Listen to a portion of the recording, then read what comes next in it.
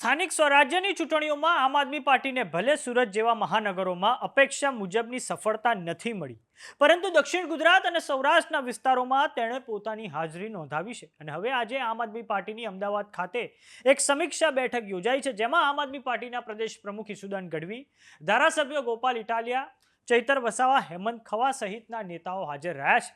આ બેઠકમાં ગુજરાતમાં આવનારી 2027ની વિધાનસભાની ચૂંટણીઓને લઈને પણ રણનીતિ બનાવવામાં આવી છે. તો આવો જાણીએ સમાચાર વિસ્તારથી. નમસ્કાર, જમાવટ સાથે હું છું પાર્થ.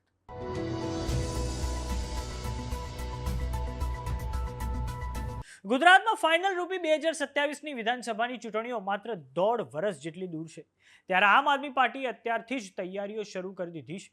આજે અમદાવાદ ખાતે આમ આદમી પાર્ટીની એક સમીક્ષા બેઠક પ્રભારી ગોપાલ રાયના નેતૃત્વમાં યોજાઈ છે, જેમાં પ્રદેશ પ્રમુખ ઈસુદાન ગઢવી, ધારાસભ્યો ગોપાલ ઇટાલિયા, ચૈતર વસાવા, હેમંત ખવા સહિતના અનેક દિગ્ગજ નેતાઓ હાજર રહ્યા છે.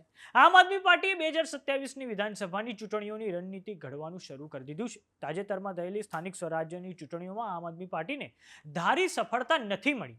જેમ કે સુરતમાં પાર્ટીના નેતાઓ મનોજ સોરઠિયા અને ગોપાલ ઇટાલિયાએ મહેનત કરી હોવા છતાં તેઓ માત્ર 4 બેઠકો પર સમેટાઈ ગયા. પરંતુ દક્ષિણ ગુજરાતના નર્મદા અને છોટાઉદેપુર જિલ્લાની વાત કરીએ તો ત્યાં તેમને ધારાસભ્ય ચૈતર વસાવાના નેતૃત્વમાં સફળતા મળી છે. તો હવે આ જે પરિણામો આવ્યા છે તેને લઈને આમ આદમી પાર્ટી દ્વારા સમીક્ષા પણ હાથ ધરાઈ છે.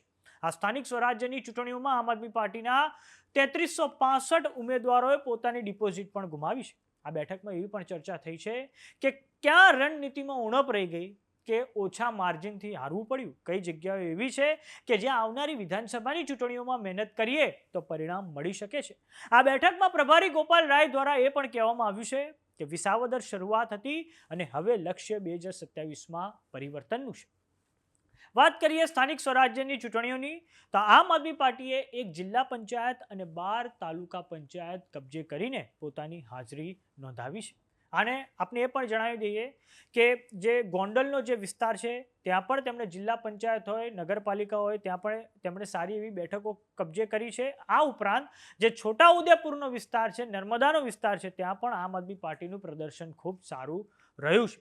તો જોવાનું એ રહે છે કે આવનારી 2027ની વિધાનસભાની ચૂંટણીઓમાં આમ આદમી પાર્ટી કઈ રણનીતિ સાથે આગળ વધે છે.